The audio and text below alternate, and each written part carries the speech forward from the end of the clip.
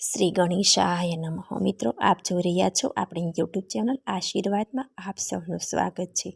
આજે આપણે આ વિડીયોમાં સાંભળીશું સંત કવિ તુલસીદાસ રચિત સંકટમોચન હનુમાન અષ્ટક સ્તોત્રમાં નામ પ્રમાણે જ ગુણ છે. હનુમાન ચાલીસાની જેમ સરળ ભાષામાં રચિત આ સ્તોત્ર નામ અનુરૂપ કે તમામ પ્રકારની આધિ વ્યાધિ કે આપત્તિઓ ભય કલેશનું નિવારણ કરવામાં ખૂબ જ શક્તિશાળી પ્રભાવશાળી સ્તોત્ર છે. આ સ્તોત્રમાં હનુમાનજીના પરાક્રમો વર્ણન છે. તો જો આપને મારો વિડીયો પસંદ આવે તો લાઈક કરજો, શેર કરજો અને પહેલીવાર જો આ વિડીયો આ ચેનલમાં જોઈ રહ્યા હોય તો સબસ્ક્રાઈબ કરજો, જેથી મારા નવા વિડીયોની માહિતી તુરંત આપ સુધી પહોંચે. જે પણ વ્યક્તિ શ્રદ્ધાપૂર્વક નિત્ય પ્રાતઃ અને સંધ્યાકાળે જો રોજ 7 વાર પાઠ કરે તો તેના તમામ સંકટો નષ્ટ થઈ જાય છે. શ્રી હનુમાનજીની કૃપાથી તેનું જીવન કાયમ સંકટવિહીન થઈ જાય છે. આ શક્તિશાળી સિદ્ધ સ્તોત્રના નિત્ય પાઠથી હનુમાનજીની અદ્ભુત શક્તિઓ અદૃશ્ય રૂપે સાધકની આજુબાજુ સુરક્ષા કવચના રૂપમાં તમામ સંકટોથી તેનું રક્ષણ કરે છે. જે વ્યક્તિના જીવનમાં અધિક અડચણો આવતી હોય તેણે 21 દિવસ સુધી આ સ્તોત્રના ચાલીસા પાઠ કરવા. શનિવારે અથવા મંગળવારે પ્રાતઃકાળે હનુમાનજીનું સ્મરણ કરી આ હનુમાન અષ્ટકના દિવસ દરમિયાન ઓછામાં ઓછા 121 પાઠ કરવા. આખો દિવસ નિરાહાર એટલે કે ઉપવાસ કરવો. સાંજે માત્ર દૂધ ભાતનું ભોજન કરી રાત્રે 12 વાગે સ્નાન આદિથી શુદ્ધ થઈ એક બાજોટ પર લાલ કપડું પાથરી તેના પર હનુમાન યંત્રને સ્થાપિત કરવું. હનુમાનજીની મૂર્તિ કે છબી પણ રાખવી. પછી ધૂપ દીવો કરી લાડુનું નૈવેદ્ય ધરી યંત્ર અને છબીને સિંદૂરનું તિલક કરવું. સાધકે પોતે પણ તિલક કરવું. હનુમાનજીને આંકડાની માળા ચડાવી એ પછી વિધિ વિધાનથી હનુમાનજીની પૂજા કરવી. પૂજા પૂર્ણ થયે આ સ્તોત્રનો પાઠ કરવા. સવારે પ્રાતઃકાળ સુધી જેટલા વધારે પાઠ થાય તેટલા પાઠ કરવા, પણ ઓછામાં ઓછી એક માળા એટલે કે 108 વખત પાઠ કરવા આવશ્યક છે. પાઠ પૂરા થઈ હનુમાનજીની આરતી ઉતારી ક્ષમાયાચના કરી અનુષ્ઠાન પૂર્ણ કરવું. આ અનુષ્ઠાનથી ઘણા લાભ થાય છે, જેમ કે તમામ પ્રકારના ભય કલેશ સંકટો નાશ પામે, રોગ તમારા સુધી આવતો નથી અને હોય તો પણ ભાગી જાય છે. ભૂત પ્રેત પિશાચ વગેરે આસુરી અને અનિષ્ટ તત્વો નાસી જાય અને ફરી ક્યારેય આવતા નથી. ધંધા રોજગારમાં બરકત રહે અને વેપાર ધમધોકાર ચાલે. મન હૃદયને શાંતિ મળતા તે પ્રસન્નચિત્ત રહે. ઘરમાં કોઈનું અપમૃત્યુ થતું નથી. આ સ્તોત્રનો 7 વાર પાઠ કરીને જેના ઘરમાં ભૂત પ્રેતનો ઉપદ્રવ હોય ત્યાં છાંટવાથી તે તત્વો નષ્ટ થાય. મૂઠઘાત જેવા તાંત્રિક આક્રમણોથી ઘરની શનિ રક્ષા થાય. એટલે ખરેખર આ સંકટમોચન અષ્ટક ખરેખર સંકટ દૂર કરવાવાળું છે. હે હનુમાનજી, તમે બાળક હતા ત્યારે તમે સૂર્યને પોતાના મુખમાં ગળી લીધો, જેનાથી ત્રણેય લોકમાં અંધકાર છવાઈ ગયો. એનાથી વિશ્વભરમાં વિપત્તિ છવાઈ ગઈ અને આ સંકટને કોઈ દૂર કરી શક્યું નહીં. જ્યારે સમસ્ત દેવતાઓએ આવી તમને વિનંતી કરી ત્યારે તમે સૂર્યને મુક્ત કર્યો. આવી રીતે જગત પર આવેલું સંકટ દૂર થયું. હે કપી હનુમાનજી, સંસારમાં એવું કોણ છે જે તમારું સંકટમોચન નામ નથી જાણતું? પોતાના અગ્રજ બાલીના ભયથી મહારાજ સુગ્રીવે કિષ્કંધા પર્વત ઉપર રહેતા હતા. જ્યારે પ્રભુ શ્રી રામ બંધુ લક્ષ્મણ સાથે ત્યાંથી જઈ રહ્યા હતા ત્યારે તમને તેમની ભાળ લેવા મોકલ્યા. તમે બ્રાહ્મણનું રૂપ ધારણ કરી શ્રી રામચંદ્રજી સાથે મુલાકાત કરી અને પોતાની સાથે લઈ આવ્યા, જેનાથી તમે સુગ્રીવના કષ્ટનું નિવારણ કર્યું.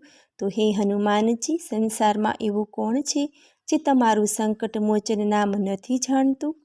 મહારાજ સુગ્રીવે અંગત સાથે સીતાજીની શોધમાં પોતાની સેનાને મોકલતી વખતે કહ્યું હતું કે જો સીતાજીને ભાળ લગાવીને ન આવ્યા તો તમને બધાને મારી નાખીશું. બધા શોધીને થાકી ગયા. ત્યારે તમે સમુદ્રના કિનારેથી કૂદીને સીતાજીને ભાળ લગાવીને આવ્યા, જેનાથી બધાના પ્રાણ બચી ગયા. હે હનુમાનજી, સંસારમાં એવું કોણ છે જે તમારું સંકટમોચન નામ નથી જાણતું? જ્યારે અશોક વાટિકામાં રાવણે શ્રી સીતાજીને ભયભીત બનાવ્યા અને અનેક પ્રકારના કષ્ટ આપ્યા અને ત્યારબાદ બધી રાક્ષસીઓને કહ્યું કે સીતાજીને મનાવો. હે મહાવીર હનુમાનજી, એ સમયે તમે પહોંચી જઈ આ રાક્ષસોનો સંહાર કર્યો. સીતાજીએ સ્વયં પોતાને ભસ્મ કરવા માટે અશોક વૃક્ષથી અગ્નિ માંગ્યો. ત્યારે તમે એ વૃક્ષ પરથી શ્રી રામચંદ્રજીની વીંટી એમના ખોળામાં નાખી. તેનાથી સીતાજીની ચિંતા દૂર થઈ. હે હનુમાનજી, સંસારમાં એવું કોણ છે જે તમારું સંકટ મોચન નામ નથી જાણતું? રાવણના પુત્ર મેઘનાથે બાણ માર્યું, જે લક્ષ્મણજીની છાતી ઉપર વાગ્યું અને જેના કારણે લક્ષ્મણજી મૂર્છિત થઈ ગયા અને તેમના પ્રાણ સંકટમાં આવી ગયા. ત્યારે તમે જ સુષેણ વેદને ઘર સહિત ઉઠાવી લાવ્યા અને દ્રોણાચલ પર્વત સહિત સંજીવની બુટી લઈ આવ્યા, જેનાથી લક્ષ્મણજીના પ્રાણ બચી ગયા. હે હનુમાનજી, સંસારમાં એવું કોણ છે જે તમારું સંકટ મોચન નામ નથી જાણતું? રાવણે ઘોર યુદ્ધ કરીને શ્રીરામ અને લક્ષ્મણ સહિત બધા મોટા યોદ્ધાઓને નાગપાશમાં બાંધી દીધા. ત્યારે શ્રી રઘુનંદન સહિત આખા દળમાં એવો ભય છવાઈ ગયો કે આ તો ભારે સંકટ આવી ગયું. ત્યારે એ સમયે હે હનુમાનજી, તમે ગરુડને લાવી નાગપાશના બંધનો કપાવી નાખ્યા, જેનાથી આ સંકટ દૂર થયું. હે હનુમાનજી, સંસારમાં એવું કોણ છે જે તમારું સંકટ મોચન નામ નથી જાણતું?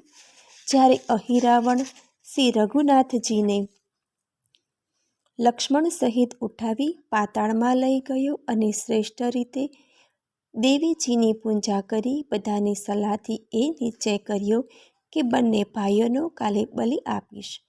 એ સમયે તમે ત્યાં પહોંચી જઈને શ્રી રામની સહાય કરી અને અહીં રાવણનો તેની સેના સહિત સંહાર કરી નાખ્યો. તો હે હનુમાનજી, સંસારમાં એવું કોણ છે જે તમારું સંકટ મોચન નામ નથી જાણતું?